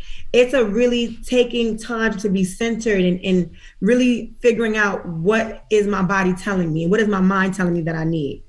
So it's been really good. It's been good. And I second that, Yandy, because a lot of times people don't realize how the food you put in your body affects so many other things. It affects your mood. Mm-hmm. It affects how you treat other people. It is how you treat yourself. And so I do feel like a lot of times it starts there, you know? Absolutely. And then also women, like we have menstrual periods, right? And having those cramps and that is a horrible feeling. I'm telling you, when I started detoxing and really just monitoring what I'm taking in and what helps that, what helps the growth of fibroids, what shrinks it, all of those things affected my pain level. If I'm in pain and I gotta go work, or I gotta go shoot, or I gotta go talk to people at the store, or I have to interact with chefs at the restaurant, I don't want to talk to you. Right. I don't want to deal with you. I don't want you in my space, none of that. But when you are able to manage it and you're able to really, I know, okay, if it's gonna be this time of month, this is what I want to eat, this is what I want to do, because I want to make sure I'm not in pain. You know, and being able to have control over that is something that's important too. You're right, because it also affects how much you bleed. Because I realize when you change your diet and you eat better, I know you guys aren't going to know a lot about this. Sorry, Envy. Yeah, sorry, Envy. But it's good. It's good because you have 4 daughters. You know, this is good information. But it does affect the amount of blood, the amount of pain, because you're not supposed to be bleeding that heavily nonstop for a long period of time. And so I'll say for myself personally, all those things did change when I changed my diet, where to the point where I don't even get cramps at all. Me either. So we do have a podcast, Detox Living, and Yandy was actually our first guest. Okay. Me and Coach Jussie on the Detox Living podcast, where we are going to be talking about things just like this. Yep. I mean, I appreciated that show. I love just we got so many things that we are entertained with But to really sit and get information that's going to help your whole life living is great. And I don't see too many shows like this. So you guys are definitely one in a million. Definitely go follow the podcast if you haven't. The episode airs tonight, right? Yes, Airs tonight. Yes, Okay, yes, ma'am. so it airs tonight. Make sure you go look it up. And I am not paid to promote this thing. This is something that I really feel strongly about. I really feel like it's something that will spark much conversation. We talked about a lot of stuff, and I was able to just talk freely in a space with you, Angela, and Coach, and just be honest and be real. And I think that it's a needed conversation because so many of us need to start having these conversations, especially after that pandemic. Right. That pandemic was something, and I think a lot of us are still suffering from not just health-wise, but mentally what that did to us, being isolated and being alone and losing relationships, or just having to figure out who are my real friends, who aren't.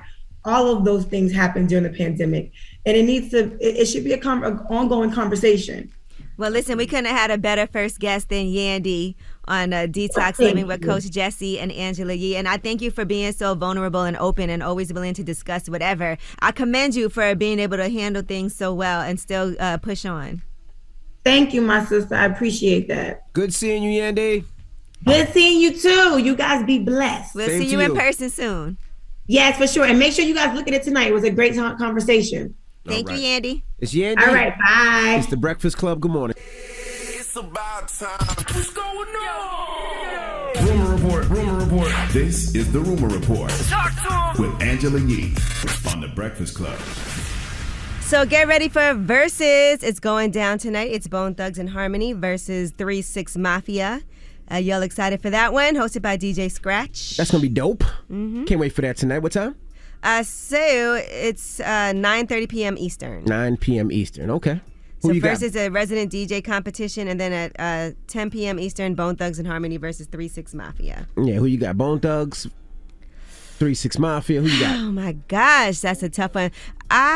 You said Bone Thugs?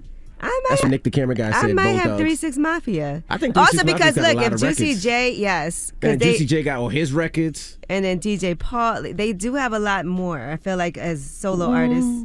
I don't know. I mean, I just feel like 3-6 Mafia has a lot of records, but then when they do the individual records, Juicy J got a zillion And records. then what about production and appearances and all That's of that? what I'm saying. Juicy J got a lot. Yeah. All right, well, that's going to be tonight. So, again, you know how I always feel about verses. What really matters the most is what they put up against what. Correct. All right, now one of the alumni from America's Next Top Model is speaking out and saying they were not paid a penny for being on the show. Sarah Hartshorn is her name.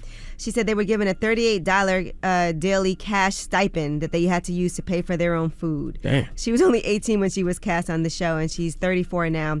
She said they didn't even give us a microwave to heat the food up. And they were talking about a bunch of different things. Like they said Tyra Banks made $30 million during a 12-month period as a creator and host of America's Next Top Model. But a lot of the people that were on the show, the contestants, they signed a contract that said that they had to stay. You could break it, but you couldn't just walk out. There were handlers and security and lawyers who threatened us with $1 million lawsuits if we didn't abide by the contract. How long was that taping? Was it a long taping? Was it 2 weeks? Was it a week? Was it 3 weeks? Was it months? Do we know? It probably depends on how long you last. But I know for some people, they thought it was a great opportunity, right? Yeah, so... You get on there, you get seen, people see your face, and hopefully even if you don't make it, you can still get a lot of, I guess, jobs. Do we know anybody on there that didn't make it that did pretty well? I'm not sure. I mean, there are a lot of people on there that we never heard from again. So they said they had to sign hundreds of contracts, including non-disclosure agreements. And anyone that we wanted to talk to on the phone outside of the show had to sign the NDA as well. She said, my grandfather didn't want to sign it, so I couldn't speak to him for the weeks that we were shooting. She said she also has no ill will toward Tyra Banks. And she said, I personally don't regret doing the show, but I know that a lot of people who do, and I totally understand where they're coming from. At the time, most of us didn't have the platform or the strength to speak up for ourselves or to leave the show altogether. But I hope this Twitter reckoning resonates with those who did us wrong. Yeah, well, the only thing with that is when you get that contract, you can decide you don't want to do it. You know what I mean? When they say we're only going to pay you $40 a day, and you can say, you know what? It's not for me. Yeah. I mean, for food, and they didn't give you a microwave. All right, now let's talk about these Spotify numbers and the end of the year. The top artist songs and albums of 2021 have come out.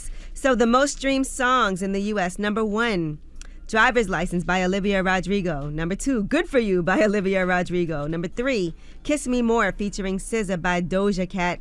Number 4, Heat Waves by Glass Animals. Number 5, Levitating featuring The Baby by Dua Lipa. I think I only know 2 of those. Well, your daughter likes Olivia Rodrigo, right? I'm sure, yeah. All right, now, most streamed artist globally. Number 1 on that list, who do you think it is? Justin Bieber. Bad Bunny.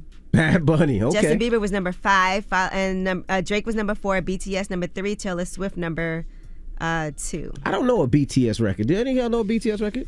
I know the one with Meg Thee Stallion. When I think of BTS, I think of Blame It On My Heart. Who sings that?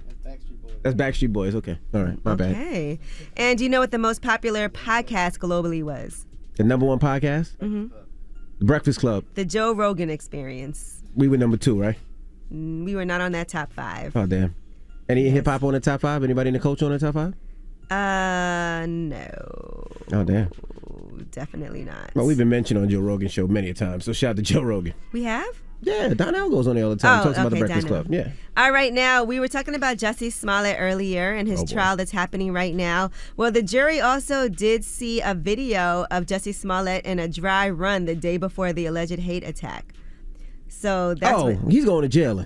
He's getting locked up. So he did a dry run. He practiced it out and everything. Yeah, prosecutors are saying that the footage confirms that he faked the attack.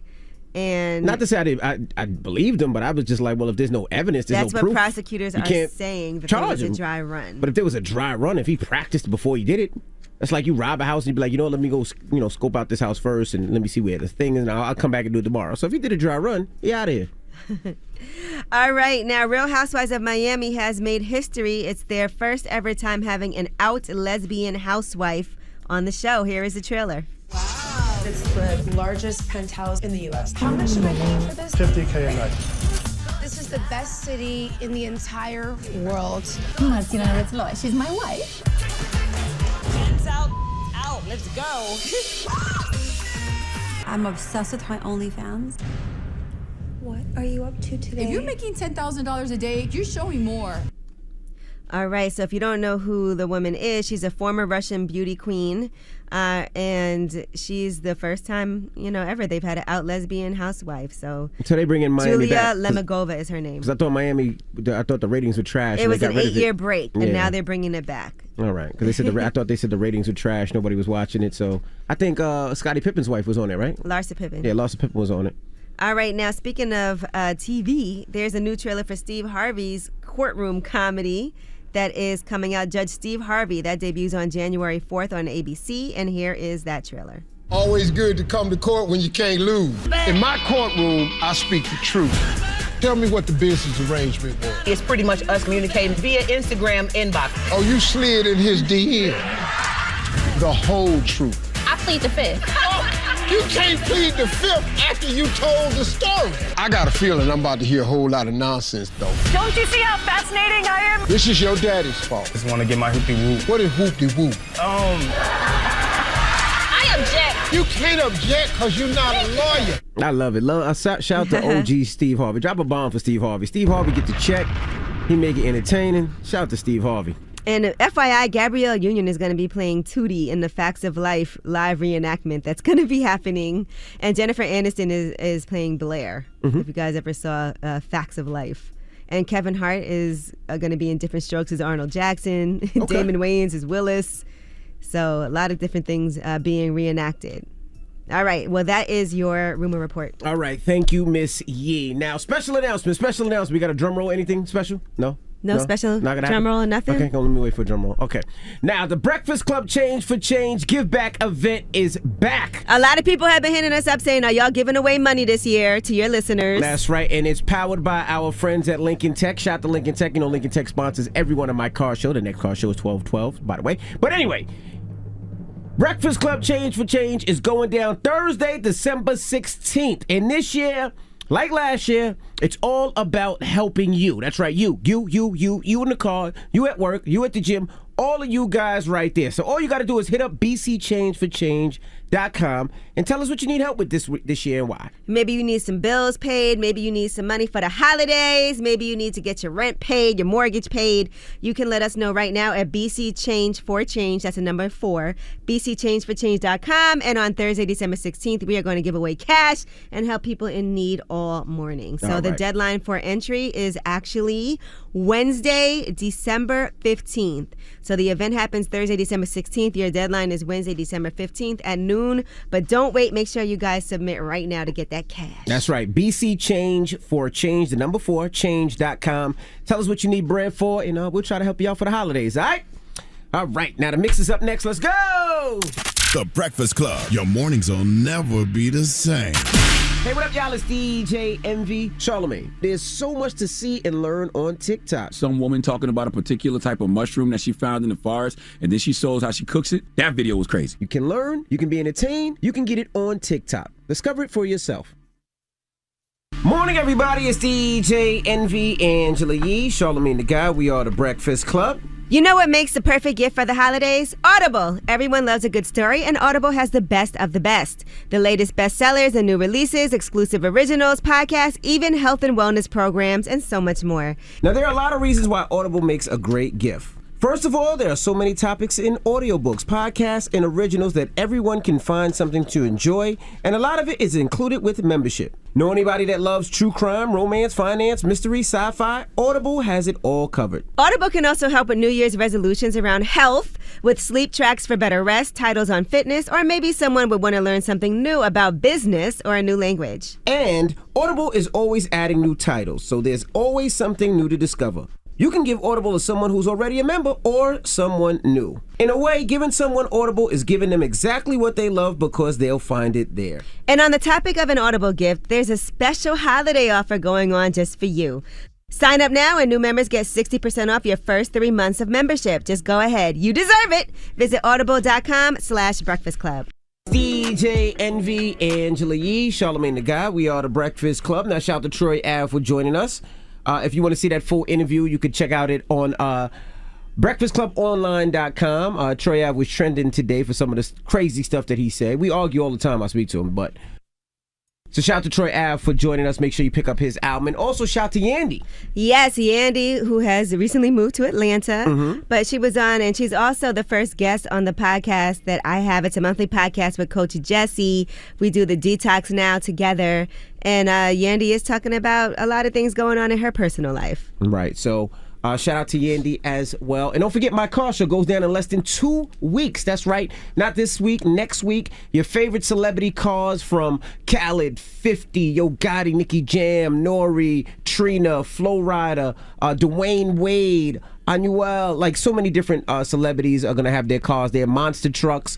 And also NASCAR will be joining us. Shout out to the New York racing team. It's a minority-owned team, a black-owned team. So they're going to be joining us, showing kids how they change the tires super duper fast. The pit crew will be there, and a host of others. So get your tickets if you haven't got them yet. It will sell out. I mean, amusement rides. It's going to be a family fun day, and I can't wait to see you guys. When we come back, Angela Yee, she got the positive notes, so don't move. It's the Breakfast Club. Good morning. Morning, everybody. It's DJ Envy, Angela Yee, Charlamagne the Guy. We are the Breakfast Club. Now, it's time to get up out of here. You got a positive note? Yes, and this comes from Robert Greene. You know, he's an author that we love up here.